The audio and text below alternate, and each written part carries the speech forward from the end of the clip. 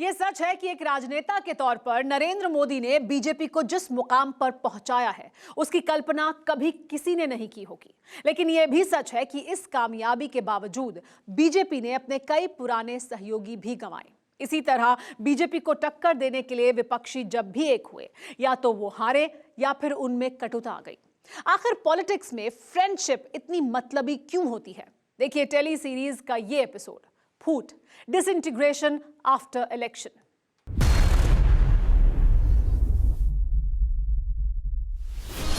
6 दिसंबर 1992।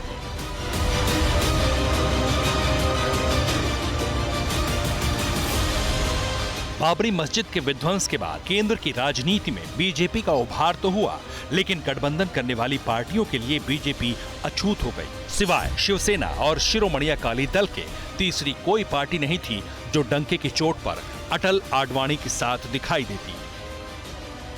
उस सांप्रदायिक राजनीति के परिदृश्य में समता पार्टी के जॉर्ज फर्नांडीज और नीतीश कुमार ने गजब का सामंजस्य दिखाते हुए बीजेपी से हाथ मिला लिया। अटल जी की सरकार में दोनों मंत्री भी बने। 30 अक्टूबर 2003 को शरद यादव के सहयोग से नीतीश कुमार ने जनता दल यूनाइटेड बनाई। जेडीयू और बीजेपी की ये दोस्ती करीब 10 साल तक चली। टूटी तब जब 16 जून 2013 को नीतीश कुमार ने नरेंद्र मोदी से नाता तोड़ लिया।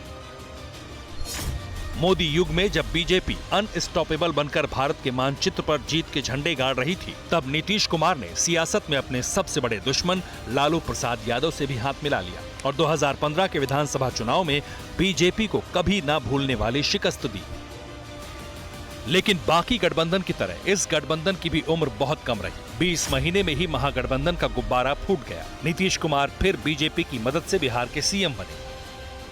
अंकगणित मिलने से चुनाव हारा जीता नहीं जाता जब तक कि केमिस्ट्री न बने। केमिस्ट्री बनती है जब पार्टियों के कार्यकर्ता मिलते हैं, उनके समर्थक मिलते हैं, तब केमिस्ट्री बनती है। यहाँ तो पार्टियाँ अलग अलग हैं ही। हर पार्टी को ये लगता है कि ये जो जीत मिली है, ये जो कामयाबी मिली है, ये मेरी वजह से मिली है। अगर मैं नहीं होता या मेरी पार्टी नहीं होती तो सत्ता नहीं आती। तो इसलिए हमको शेयर ज़्यादा मिलना चाहिए।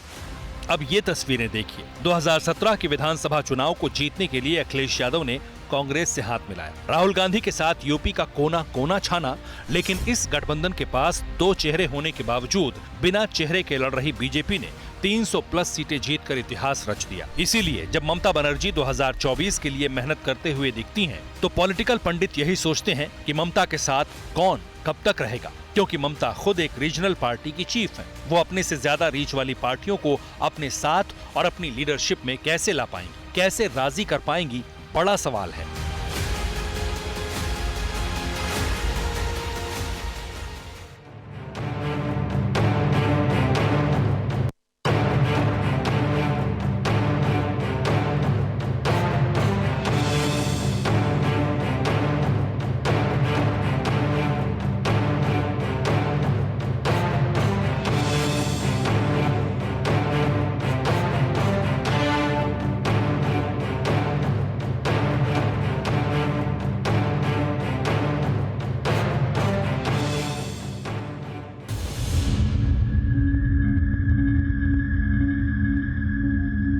देश बनता है अपने नागरिकों से।